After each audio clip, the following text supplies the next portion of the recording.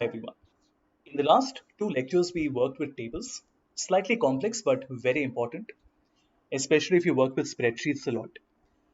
And this lecture is going to be much more interesting because we are working with images, videos, icons, 3D models.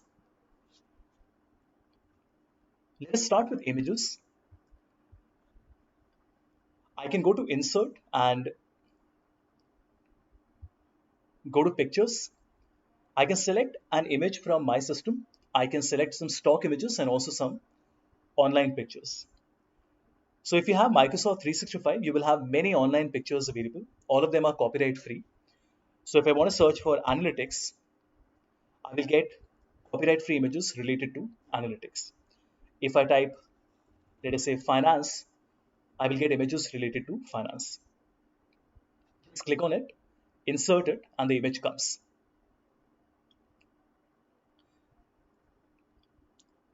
Once you have the picture, you also have a new tab called picture format.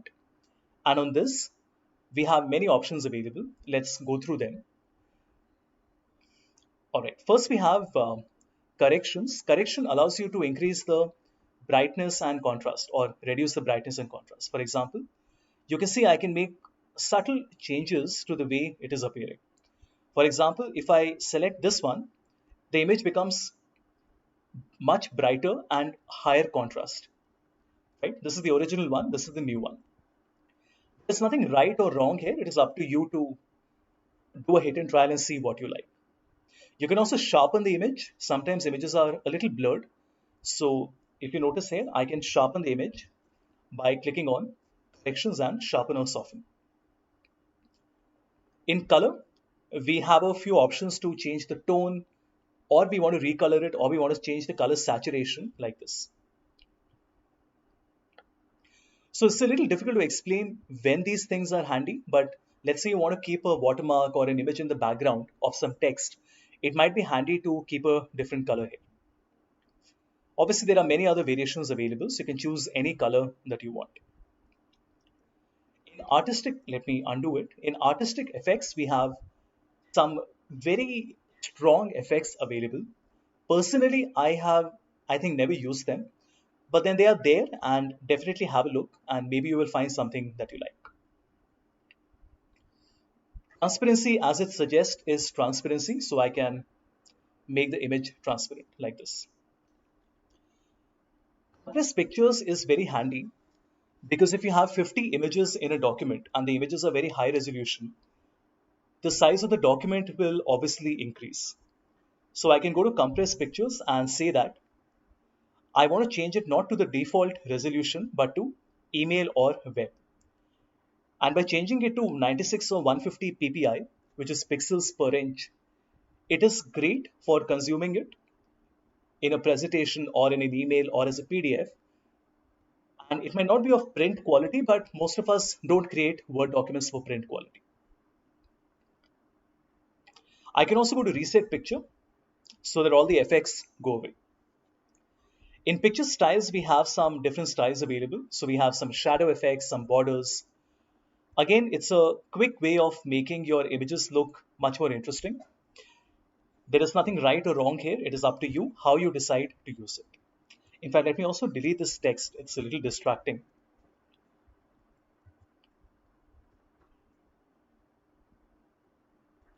So let me just quickly right click and then, okay, got it.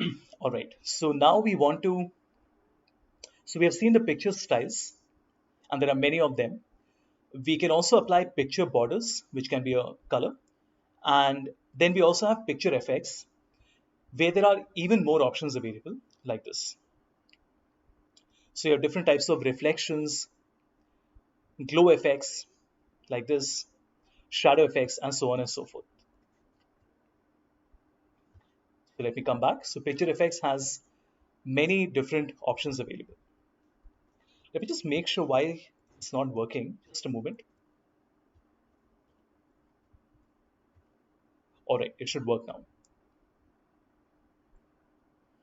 That's strange. Let me just get one more image. So I will go back to insert picture stock images and we will select any image, it doesn't really matter. All right, let me go to picture format, picture effects, and let me show you how everything works. So we have glow, we have bevel like this. We also have 3D rotation like this. My suggestion is that first go to the preset and see if there's something that you like, because the other options can be quite customizable, but they also take you a lot of time and effort to get it right. Picture layout is used when you're working with multiple images. So we only have one image right now, but let's say we have multiple images with us. So I'll insert once again some stock images. So I'll select 1, 2, 3, 4, and 5, let's say.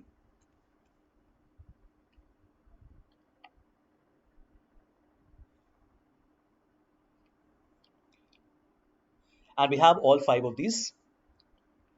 I can press Control A, select all of them, which doesn't really seem to work. Just give me a moment. First, let me reduce the size of the images.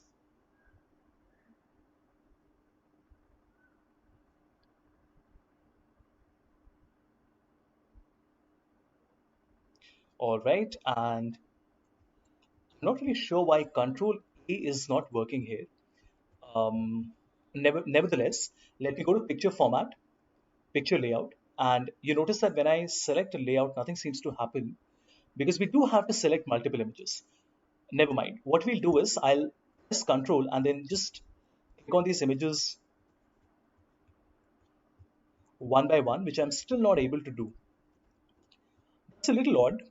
Um, Let me do one thing. Let me just put one image here and go to picture format, picture layout, and we will choose a layout, any one, let's say the picture caption list. And now you can add a shape. If you look on the left, these are smarters, just like you have them on PowerPoint, you have them on Word as well. So I can add a shape here. And on this shape, I can now click on the image icon, go to stock image and select an image which we want.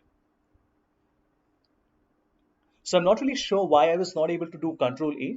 There must be something that I'm missing. But anyway, you can go to Smart Art, add shape. So you get a third image, click on the image icon, select either from your system or from a stock image,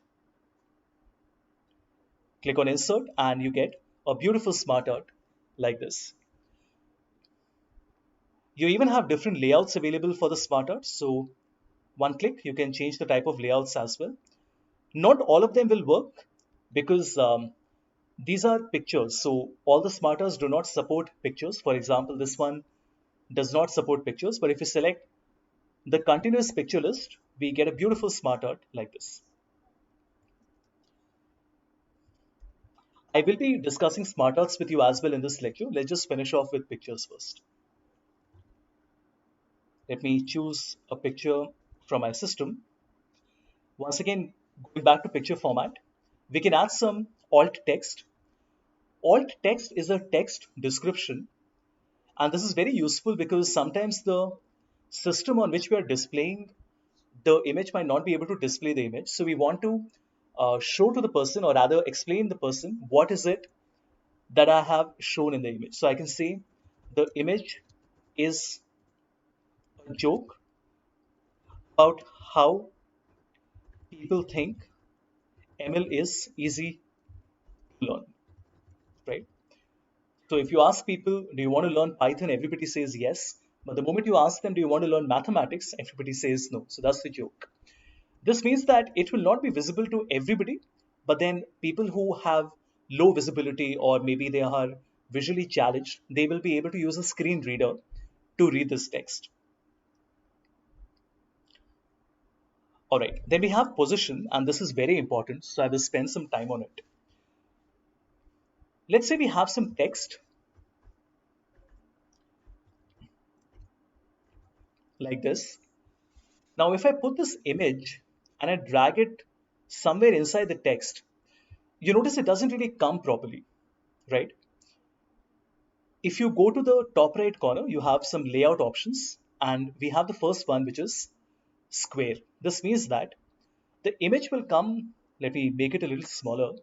The image will come like this, completely surrounded by the text. Looks very clean, and this is how you would like to do it professionally, right? Then we have tight, very similar. So if you look at the first one and the second one, very similar. It's just the way the text is represented. Then we have through. Through again is very similar to the text wrapping styles, the first and the second one. And then we have top and bottom. As it suggests, top and bottom means that wherever you place the image, if I drag it down, the text will not appear to the left and to the right. It will only appear above and below. After that, we also have behind and in front. So if I say behind, then it acts like a watermark almost where it comes at the back. And remember, this is where something like picture format, transparency can be used, for example, like this. And then, of course, you have in front of text as well, in case you want to place the image in front of text or on top of some other objects that are there on your Word document. Maybe if you have different images, you can layer multiple images like this, one on top of the other. All right. Send backward, bring forward only comes into play when we have multiple images with us. So I'm just going to select some images from stock images.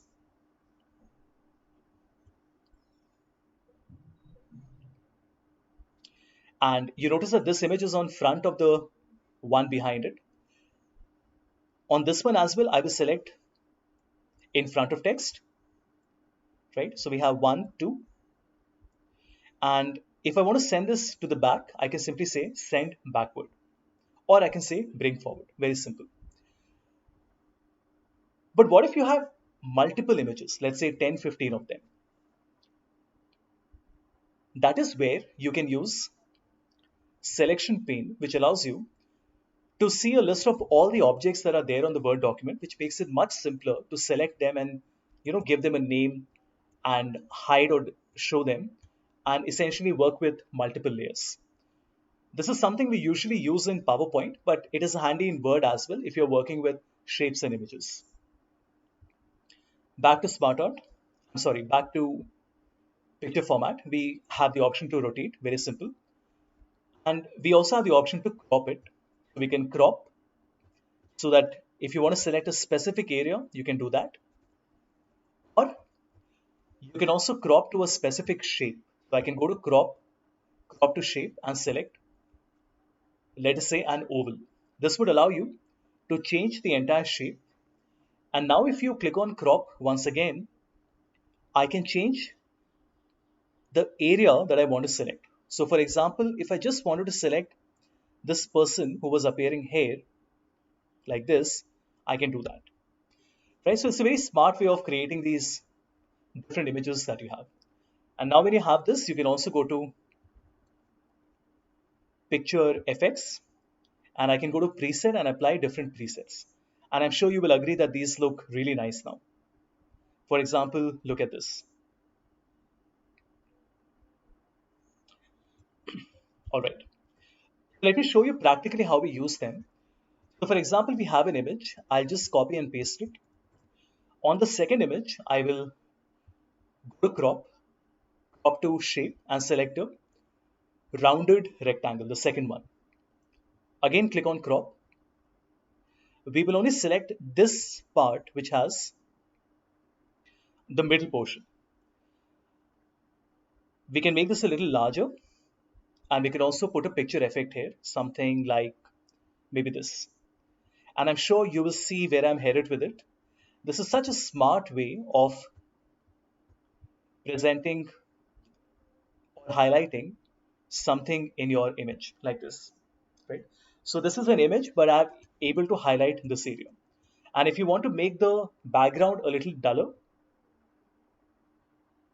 I can go to picture format and in corrections, I can just choose a different type. Or I can also go to color and choose, let's say, a black and white like this. Just see how nice this looks. So I have a nice colored area which is in the middle that I've highlighted. But I've also made the background black and white so that the attention of the user does not go there. Excellent. Let me insert a new image.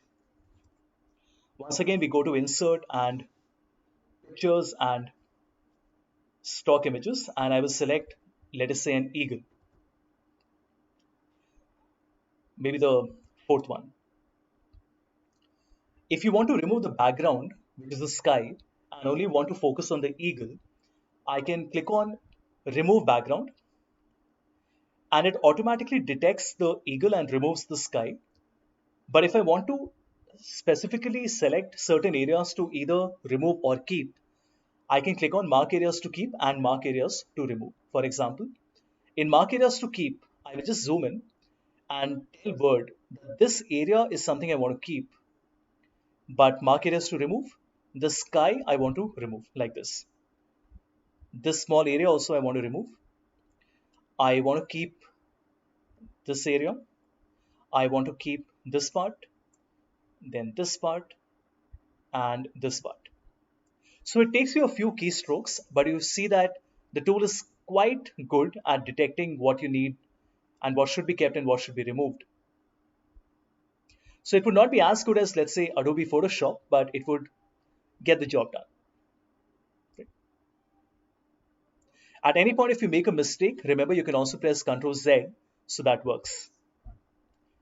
Obviously, the higher the original resolution of the image, the better this tool would work.